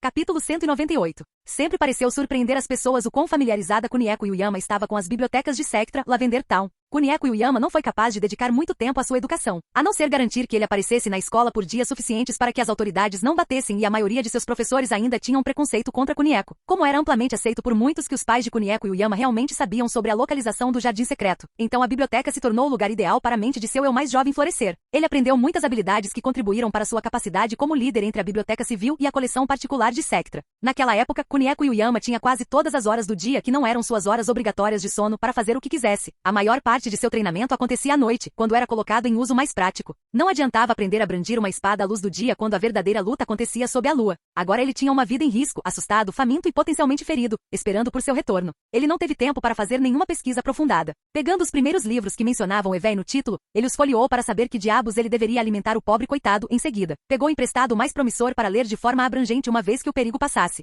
Pelo que ele percebeu, seria melhor que ele pegasse mariposas e mosquitos, coisa que não é fácil em uma correria matinal. Mas os insetos eram insetos, e Kunieko Yuyama conhecia uma loja de pescadores que abria cedo para pegar os primeiros trabalhadores portuários antes do turno. Talvez um pouco de isca viva possa ajudar muito. Procurando no casaco por quaisquer libras e xelins que pudessem estar entulhando seus bolsos, ele correu na direção do Tamisa. Felizmente ninguém da guarda parecia estar vagando pelas mesmas ruas que Kunieko Yuyama naquela manhã, a maioria deles ansiosos por uma refeição quente e uma cama segura após uma longa noite. Ele não tinha certeza de como explicaria os livros e um pequeno pote com o que pareciam vermes vivos. Coisas nojentas que ele preferia esmagar sob a bota do que manusear, mas ele estava investido demais agora para deixar seu estômago superar a fome de seu Evéi. O lenço não se moveu quando ele fechou a porta atrás de si. Ei, ele colocou sua pilha na beirada da mesa e puxou o tecido, acariciando suavemente o corpo imóvel com 2 dedos. Ei, amiguinho, estou aqui. Aguente firme por mim. O alívio quando um tremor ressoou sob as pontas dos dedos foi como um soco no estômago. Tudo bem, vou ter que nomear você. Kunieko Yuyama mexeu em seu kit de reparo até pegar sua pinça e limpá-lo rapidamente com um pano relativamente limpo. O livro chama você de Chiroptera. Palavra engraçada essa. Posso te chamar de Eva. É um pouco mais fácil, não é? Um chiurear fraco, uma sombra daquele que atraiu Kunieko Yuyama, saiu do minúsculo corpo. Sim, Eve. Esse é um bom nome. Você vai comer para mim? Ele abriu o pote e cuidadosamente pegou uma larva, segurando-a na frente de Evéi. Nada aconteceu. Kunieko Yuyama já tinha visto Pokémons desconfiados fugirem dos humanos antes, mas a fome geralmente anulava o instinto de recuar rapidamente. Quando Eve não tentou comer depois de alguns minutos, Kunieko Yuyama pegou um dos livros novamente. Ele o abriu com uma mão, a outra mantendo a larva afastada, por precaução, e procurou por informações que poderia ter perdido ao folhear as páginas. E as frutas? Você é herbívora, Eve. Não era incomum encontrar animais incomuns em Sectra. Idiotas abastados decidindo que alguma criatura selvagem exótica seria um animal de estimação mais extravagante do que um Rapidas ou um Arcanine. Ele colocou as larvas de volta na panela e fechou-a, imaginando que poderia jogá-las na água mais tarde. Qualquer coisa que pudesse ser resistente o suficiente para sobreviver no Tamisa provavelmente os comeria. Melhor do que deixá-los na panela para infestar o quarto dele. Se eu tiver que acabar com seu sofrimento depois de tanto esforço, vou ficar chateado. Então é melhor você ser um herbívoro ou não sei o que farei. Ele envolveu Eve em seu abraço. Lenço novamente pegou, levando-a para a cozinha. As rações para os residentes Sectra eram bem básicas. Kunieko Yuyama teve que administrar muitas despesas com o dinheiro que chegava aos guardas vindo de seus doadores, especialmente pessoas ricas que sabiam disso, mas não estavam dispostas a sujar as próprias mãos ou vítimas ricas que foram resgatadas pela guarda colocando seu dinheiro adiante em gratidão. Armas, munições, uniformes, comida, alimentação e muito mais exigiam um corte, transformando as finanças em um equilíbrio delicado a cada semana. Você tem sorte que o escorbuto é uma coisa ou não teríamos nada dessa merda. É uma merda, cara. Kunieko Yuyama estava muito ocupado focando em Eve para notar o ângulo de seu corte, a faca cortando a parte superior de seu dedo quando cortou o limão pela metade. Porra! Ele deixou-o cair na frente de Eve e recuou para avaliar o ferimento. Bastardo, ele amaldiçoou novamente. Enquanto limpava e colocava um curativo rudimentar no corte, Kunieko Yuyama deu as costas para Eve. Ele esperava que a véspera comesse limão enquanto ele não estava olhando e talvez se iluminasse com uma refeição na barriga. Quando ele olhou para trás, Eve estava animada com as orelhas eretas e os olhos brilhantes. Dentes pontiagudos destacaram um pequeno sorriso enquanto ela se concentrava atentamente em Kunieko Yuyama. O limão estava intocado ao lado dela. Kunieko Yuyama inclinou ligeiramente a cabeça, estendendo o dedo machucado em direção ao balcão. Eve imediatamente rastejou para fora do cachecol até a borda, tentando se aproximar. A ironia da situação não passou despercebida a Kunieko Yuyama. Você gosta de beber sangue, não é? Vai me causar algum dano se eu te der uma gota? Não poderia ser pior do que um Zubat normalmente faria quando enfiasse as presas em seu pescoço. No fundo de sua mente, uma voz que parecia muito com a de seu amigo o repreendia por pensar que era uma boa ideia, ofuscada por outra voz mais próxima de sua querida mãe dizendo que ele tinha chegado tão longe, um pouco de sangue não faria mal. Ele ouviu rumores de que, devido a algumas circunstâncias, quando a dieta de um Pokémon é restrita a uma coisa, eles perdem a capacidade de comer qualquer outra coisa. Kunieko Yuyama suspirou ao imaginar que a dieta de Eve devia ser restrita a sangue quando ele rapidamente removeu o curativo. Kunieko Yuyama apertou o dedo para trazer sangue fresco à superfície e observou com admiração enquanto o Evéio lambia suavemente. Uma sensação de dormência tomou conta da área, tirando a dor enquanto Eve se saciava. Assim que terminou, Kunieko Yuyama limpou o dedo e refez o corte sob o olhar atento de uma Eve muito mais vocal. Você vai se acalmar? Ele pulou quando uma pata bateu em sua orelha. Você acabou de pular no meu ombro? Eve deu um grito quase ofendido, fazendo Kunieko Yuyama rir. Mais atitude do que eu. Você já parece melhor. Você tem sorte de eu gostar tanto de você. Ele amarrou o cachecol em volta do pescoço dela, sorrindo carinhosamente para Eve se enterrando no tecido enquanto ele cortava o limão adequadamente para si mesmo. Não faz sentido que bons frutos sejam desperdiçados. Seu lenço está respirando. Kunieko Yuyama ergueu os olhos dos relatórios e viu Clarence olhando o tecido com desconfiança. Desde que a guarda recrutou os Crowleys, Kunieko Yuyama percebeu que ele havia se livrado da disposição nervosa que o atormentava quando eles se conheceram e se tornou um grande soldado em campo. Houve uma eficiência em seu combate que superou muitos dos outros recrutas da trincheira, impressionando o suficiente da guarda experiente para catapultar Clarence Ainsworth através das fileiras. A pele de veludo fez cócegas no peito de Kunieko Yuyama. Ele olhou para baixo e viu um sorriso travesso voltado para cima. Essa é Eve. Ele é inofensivo. Como que para enfatizar seu argumento, Kunieko Yuyama coçou o topo da cabeça com um dedo. Seria impossível esconder um animal de estimação de seus homens para sempre. Eles eram muito bem treinados e a ideia em si era ridícula, mas não parecia que Kunieko Yuyama deveria segurá-lo no ar para declarar que havia ganhado uma companhia qualquer. Alguns deles descobririam por conta própria. A fofoca cuidaria do resto. E Clarence não parecia saber como reagir, uma mão na arma e a outra metade apontando para Eve, que piscou em silêncio, as orelhas tremendo. Rindo do aparente impasse, Kunieko Yuyama enganchou 2 dedos sob os pés de Eve e puxou para que Clarence pudesse ver melhor. Eve pendia dos dedos de costas para Clarence e com as patas cruzadas, a cabeça inclinada para trás para ver melhor o outro caçador. Ele é inofensivo, repetiu Kunieko Yuyama, acariciando a cabeça de Eve com o dedo enfaixado. Chip fez um som feliz, puxando-os para trás para que sua barriga fosse esfregada. Clarence se assustou e então se inclinou para tocar uma daquelas patas. Um pouco rápida e áspera demais. Eve respondeu gritando e batendo as patas agressivamente. Agindo por reflexo, Clarence tirou uma faca do cinto e atacou Evei com intenção. Kunieko Yuyama saltou para trás bem a tempo de evitar que Eve levasse um golpe fatal, protegendo Evei da vista com a mão.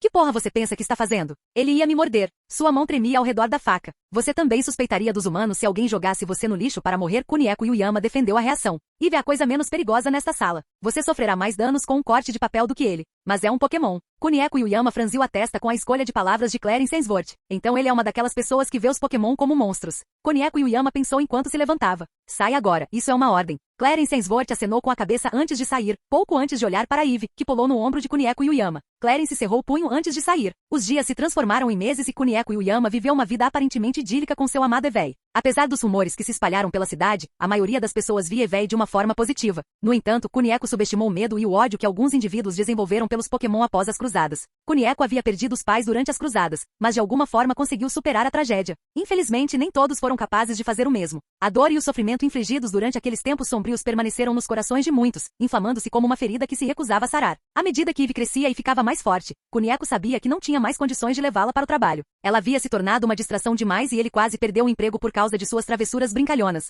Então ele tomou a difícil decisão de deixá-la em casa. As portas da casa de Kunieko Yuyama se abriram nas dobradiças enferrujadas, anunciando a chegada de um convidado indesejado. Eve, a Evei, animou-se com o som, seu corpo pequeno e peludo tenso de antecipação. Ela conhecia bem o cheiro de seu humano e podia cheirá-lo na figura encapuzada que acabará de entrar na casa. Sem hesitar, Eve correu em direção ao intruso, ansiosa para cumprimentar seu amado humano. Mas quando ela se aproximou, a figura virou-se para ela, e a excitação de Eve transformou-se em confusão e medo. Algo estava errado com essa pessoa, algo que fez o pelo de Eve se arrepiar. Antes que ela pudesse reagir, uma dor aguda explodiu em seu lado, e Eve sentiu uma faca cravar profundamente em sua pele. Ela gritou em agonia, seu pequeno corpo se contorcendo de dor enquanto o sangue começava a acumular-se ao seu redor. A figura encapuzada deu um passo à frente e Eve olhou para o rosto de Clarence Ainsworth. Parágrafo MAC. É bastante comum ver uma grande porta elétrica em forma de raio em sistemas de jogos portáteis, lanternas e outros dispositivos eletrônicos portáteis. Essas saídas são projetadas para serem preenchidas pela cauda de um Raichu, e os treinadores de Raichu comumente as usam dessa forma em suas jornadas, especialmente quando estão a alguma distância da civilização. As caudas de Raichu têm sido frequentemente descritas como plugs naturais, e essa descrição tem mérito.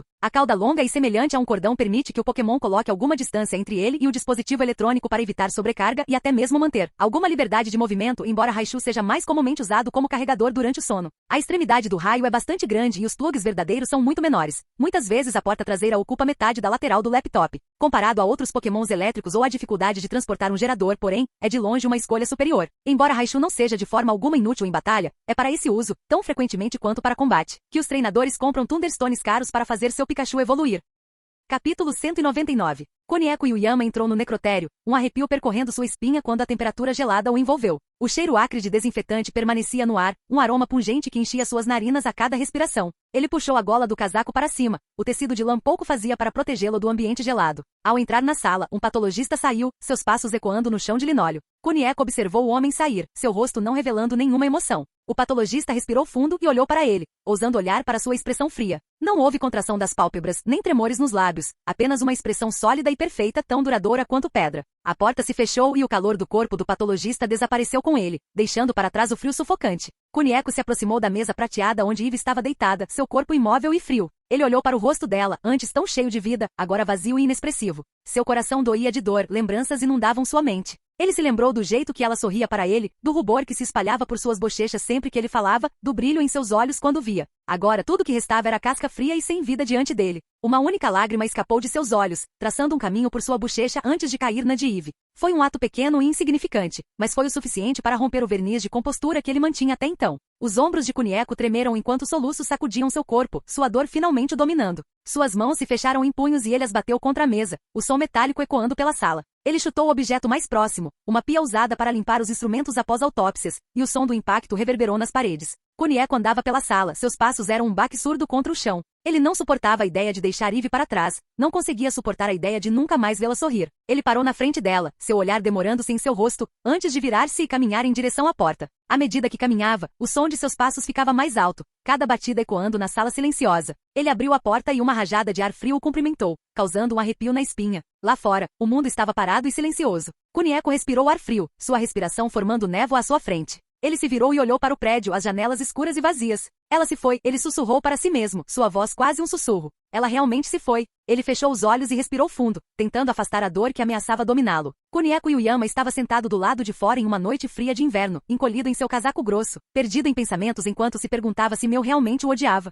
O frio da noite o envolveu, penetrando em seus ossos, deixando-o sentindo-se sozinho e desamparado. De repente, o silêncio mortal da noite fria de inverno foi quebrado pelo som de passos. Konieco Yuyama virou a cabeça e viu um homem esbelto com cabelo loiro curto e claro que cobria o olho esquerdo se aproximando dele. O estranho usava um uniforme estranho que Konieco Yuyama não conseguia identificar, mas soube imediatamente que o homem era estrangeiro. À medida que o estranho se aproximava, ele sorriu e disse, Meu nome é Volo Shirona. Os olhos de Konieco Yuyama se estreitaram com desconfiança. E, Volo Shirona riu. Tem um amigo que gostaria de conhecer você. De repente, Pokémon desconhecidos cujos corpos pareciam ter o formato de letras alfabéticas começaram a girar em torno deles, criando uma fileira de crianças que sangravam pelos olhos, ouvidos e boca. Cada gota de sangue que caía no chão era como um sinal de algo além da compreensão de Konieco Yuyama. Oh, parece que ele gosta de você, Volo disse com uma voz provocante enquanto uma névoa sangrenta rolava ao redor deles. Você gostaria de se juntar a mim? Seu valor é muito mais do que isso, junte-se a mim e eu posso lhe dar o que você quer, uma chance de vingança. Konieco Yuyama sentiu um arrepio percorrer sua espinha ao olhar para a expressão inescrutável do estranho. Ele não conseguia entender o que aquele estrangeiro queria dele ou por que ele mostrava aquelas imagens perturbadoras. Quem é você e o que você quer de mim? Konieco Yuyama perguntou, sua voz tremendo ligeiramente. O sorriso de Volo Shirona se alargou. Eu sou apenas um mensageiro, um arauto do que está por vir. Quanto ao que eu quero, bem, isso é simples. Quero oferecer a você uma chance de se vingar daqueles que o injustiçaram. Os olhos de Konieco Yuyama se estreitaram enquanto ele pensava em seu passado. A dor de perder seus pais, Eve ainda estava fresca em seu coração, e a ideia de ser capaz de se vingar daqueles que o machucaram era tentadora. Durante meses, a cidade de Sectra foi atormentada por um boato terrível, que causou arrepios na espinha até dos residentes mais endurecidos. Eles falavam em sussurros sobre o fantasma das sombras, uma entidade malévola que atacava os habitantes mais vulneráveis da cidade, suas crianças. No início, os desaparecimentos foram considerados meros acidentes, resultado de crianças que se afastavam muito de casa ou se perdiam na floresta. Mas à medida medida que os corpos das crianças desaparecidas começaram a aparecer em frente às suas próprias casas, com as suas formas sem vida dispostas numa exibição horrível, tornou-se claro que algo muito mais sombrio estava em ação. Os rostos das crianças estavam congelados em expressões de horror e dor, os seus pequenos corpos retorcidos e mutilados. A palavra tortura nem sequer começava a descrever a profundidade do seu sofrimento, e o povo de Sectra ficou cambaleando de tristeza e medo. Durante semanas, os lordes e vassalos de Sectra fizeram vista grossa aos horrores que se desenrolavam entre eles, até que o impensável aconteceu. Uma criança de uma das famílias nobres de Hansei foi sequestrada. Desta vez, não podiam mais ignorar a ameaça crescente. O próprio senhor de Sectra se encarregou da investigação, reunindo uma equipe dos guerreiros mais corajosos e habilidosos para vasculhar a paisagem circundante em busca de qualquer sinal da criança desaparecida. Os dias se transformaram em semanas, e o grupo de busca quase perdeu as esperanças quando tropeçaram em uma entrada escondida para uma caverna subterrânea. O ar estava denso com o fedor de decomposição e as paredes estavam escorregadias de umidade e mofo. À medida que se aventuravam mais fundo na caverna, o grupo de busca se deparou com horrores além de sua imaginação. Os corpos de crianças desaparecidas estavam pendurados nas paredes, com a pele arrancada numa grotesca demonstração de violência.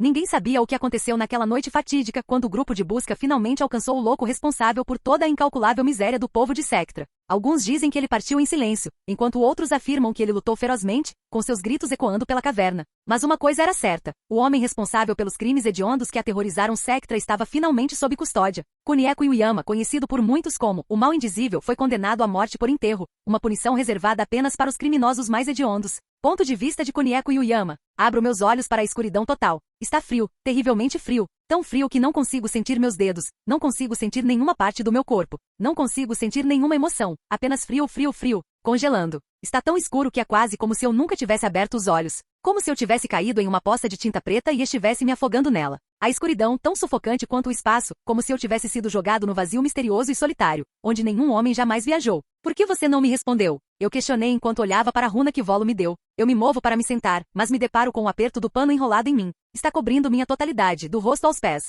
não deixando o membro livre de seu aperto implacável. Me movo o máximo que posso para afrouxar o tecido, mas isso só dificulta a respiração. Fiquei imóvel sem fôlego, antes de pensar muito. Bater, o som profundo de uma porta pesada bate ao meu redor, seguido por um silêncio ensurdecedor. Baque, baque, baque. Eu ouço sons de passos rastejando em minha direção. Sons de arrastar de pés e um creche chegam aos meus ouvidos, e mais silêncio preenche a sala antes de eu ser cegado por uma luz brilhante. O pano é retirado da minha cabeça e estou cara a cara com um homem estranho. Parece que meu carrasco está aqui. Ele parecia ser um médico, mas por que esse médico estaria cuidando de mim? Percebo que estou deitado em uma mesa. O estranho médico segura uma longa corda. Ele pegou a corda e a usou para prender meus braços ao lado do corpo. Ele me ignorou como se eu nunca tivesse dito nada e fosse apenas um cadáver que não consegue falar. Ele mal olhou para mim e continuou envolvendo minhas pernas com a corda. Parece que minha calma antes da morte surpreendeu até esse estranho médico. Então, novamente, se ele conhecesse o mundo que eu tinha visto, a majestade do Senhor do Vazio que eu havia contemplado naquela época, mesmo eu, não temeria algo como a morte. Nesse momento ele se virou e notei uma caixa atrás dele. Uma caixa por si só pode não ser muito estranha, mas além desta caixa, da mesa, do homem e de mim, não há mais nada na sala. É uma caixa de aparência interessante, bastante longa e bastante plana na parte superior e nas laterais, quase como um caixão. O médico virou-se com um sorriso, parecia ter visto o que eu havia encontrado, mas meu rosto estoico o deixou sem palavras, como se eu fosse um homem que não conhecesse o medo. Ele me disse para ficar quieto, ele não quer que ninguém me ouça. O homem me segurou e puxou uma agulha enferrujada. O médico enfia um barbante na agulha e o segura até minha boca. O homem enfia a agulha em meus lábios e puxa o barbante. Apenas um grunhido escapou da minha boca enquanto eu sorria. Algo está despertando dentro do meu coração. Quando encontrarei o Senhor, Volo? Eu questionei e antes que eu percebesse, respirei fundo que não sabia que estava segurando quando ele terminou de costurar minha boca e se levantou. O médico colocou a agulha vermelha, agora ensanguentada, no meu olho esquerdo. Ele não hesita antes de enfiar o metal no meu globo ocular. Já não consigo nem gritar. A dor é tão insuportável, mas não posso fazer nada a respeito. Mesmo depois de tudo isso, minha mente estava focada em uma coisa. Quando o Senhor do Vazio me convocará? Eu podia ouvir o esmagamento e o esmagamento do que costumava ser meu olho sendo destruído. Mas não para por aí, pois o médico começou a costurar minha pálpebra também. E quando ele termina isso, move o olho direito. Enquanto Kunieko Yuyama estava deitado na escuridão, o único som era o fraco batimento de seu coração. O abismo frio o rodeava, o ar denso com uma sensação de mau presságio. Ele podia sentir o peso de seu próprio corpo enquanto lutava para se levantar, sua boca sem língua incapaz de formar palavras. Ele olhou em volta, seus olhos lutando para se ajustar à escuridão. O chão abaixo dele estava escorregadio de umidade, e as paredes eram ásperas e irregulares, como se tivessem sido esculpidas em pedra. A única luz vinha de uma pequena chama bruxuleante que dançava ao longe, lançando sombras misteriosas nas paredes. Enquanto lutava para se mover, ouviu o som de algo deslizando na escuridão. O barulho era baixo e gutural, como o rosnado de um animal. Ele tentou se virar na direção do som, mas seu corpo se recusou a responder. De repente, a escuridão se abriu, revelando uma criatura com aparência serpentina. Suas pernas foram reduzidas a pontas douradas e 4 pontas douradas adicionais apareceram perto da borda de sua cauda. 6 meias argolas de ouro seguravam seu corpo. As pontas traseiras de cada meio anel tinham uma gavinha fantasmagórica preta com uma ponta vermelha na ponta. Os chifres em sua cabeça estavam agora voltados para trás. As laterais da coroa dourada cobriam sua boca e se separavam verticalmente como a mandíbula de um inseto. Quando abriu a boca, uma faixa vertical preta se quebrou em pedaços e percorreu seu corpo. Quem fez isso? Puxando toda a sua força. Kunieko Yuyama tentou falar, mas as palavras ficaram presas na garganta. Os olhos da criatura brilharam na escuridão enquanto ela falava em voz baixa e ameaçadora. Clarence Ainsworth, disse a criatura, sua voz ecoando na escuridão. Giratina sorriu ao sentir as emoções do humano. Odiar, raiva, vingança. Meu senhor. Kunieko Yuyama nem terminou suas palavras enquanto os olhos de Giratina brilhavam em um vermelho carmesim. O abismo ao seu redor começou a se agitar e se contorcer, como se a própria estrutura da realidade estivesse se desfazendo. De repente a escuridão começou a tomar forma, formando uma mão feita de sombras que se estendeu até Kunieko Yuyama. Ele gritou quando a mão rasgou seu corpo, amplificando seu ódio a tal ponto que distorceu a própria causalidade. O abismo circundante se transformou em mãos feitas de escuridão que rasgaram o ser de Kunieko Yuyama. Giratina sorriu com sua criação antes de voltar ao mundo reverso. Parágrafo MAC. Hoje, as bolas para o popular esporte Go-Ho são feitas de couro ou, ocasionalmente, de couro Grumpig. Não muito tempo atrás, Pokémon vivos eram usados. Existem muitos Pokémons que são capazes de cumprir essa função, a maioria dos Pokémons que podem aprender o ataque Rollout pode fazê-lo, embora alguns como o Geodude do tipo Pedra sejam muito densos para serem chutados. Voltorb, Voltorb e Electrode são excelentes para o papel, sendo perfeitamente redondos, mas de longe o mais popular é Sandshrew. A textura de tijolo do Sandshrew é reconhecível e fácil de chutar ou socar, as ranhuras o tornam bastante aerodinâmico. Sua pele dura e defesas altas significam que esses movimentos não machucarão especialmente o Pokémon. Na verdade, os goleiros muitas vezes ficam mais feridos por Sandshrew chutado em alta velocidade. Além disso, embora não sejam tão onipresentes quanto o Rattata, eles são um Pokémon bastante comum que pode ser obtido em jogos de bola. Os próprios Sandshrew, ou ocasionalmente outros Pokémons em formato de bola, participavam das partidas naquela época. Cada time trazia sua bola. Embora fosse um pênalti se eles deixassem a forma redonda por mais de 2 segundos, eles ainda poderiam atacar um pouco e direcionar seu voo para influenciar a partida a favor de seu time. Nos últimos anos, bolas superiores foram encontradas, e a Sociedade para a Prevenção da Crueldade contra Pokémon conseguiu banir Pokémon vivos das ligas profissionais, onde Jigglypuff e Voltorb ou Tortorvor também eram usados ocasionalmente. Este movimento foi ridicularizado pelos puristas do Go-Ho, que ridicularizam as novas bolas como menos aerodinâmicas e incapazes de ajudar seus companheiros, culpando-as pela diminuição do ataque no jogo moderno e ansiando pelo fim da era da bola parada. Capítulo 200. O terreno enevoado da Torre Lavender estava envolto em uma escuridão misteriosa, como se estivesse coberto por um espesso manto de sombras que se estendia infinitamente no horizonte. O ar estava denso com o cheiro de decomposição e carne podre, como se o próprio solo estivesse repleto de mortos-vivos. O trio de idosos formado por Agatha Ainsworth, Brad e Grad estava ao pé da torre, com expressões sombrias e determinadas. Agatha segurava um cajado feito de um galho nodoso de uma árvore antiga, adornado com uma pedra preciosa brilhante que emitia uma suave luz laranja. Enquanto os 3 treinadores estavam juntos, o chão abaixo deles entrou em erupção repentinamente, e os mortos-vivos começaram a rastejar para fora da terra, mantidos juntos por fios de causalidade e malícia. O exército de cadáveres avançou em direção ao trio, mas antes que pudessem alcançá-los, Agatha soltou um grito furioso. Suas dentaduras rangeram com tanta força que o sangue jorrou de seus lábios e gengivas. William Mega Evoluir. Ela gritou, erguendo seu cajado e batendo-o no chão. A pedra preciosa imediatamente explodiu em uma luz laranja, ao mesmo tempo que a Gengarite no corpo de William explodiu em uma luz azul clara, iluminando consideravelmente o terreno escuro. As pedras lançaram raios de energia colorida umas contra as outras, que se conectaram e se transformaram em uma energia roxa escura que recuou para Gengar, que saiu da sombra de Agatha e o engolfou.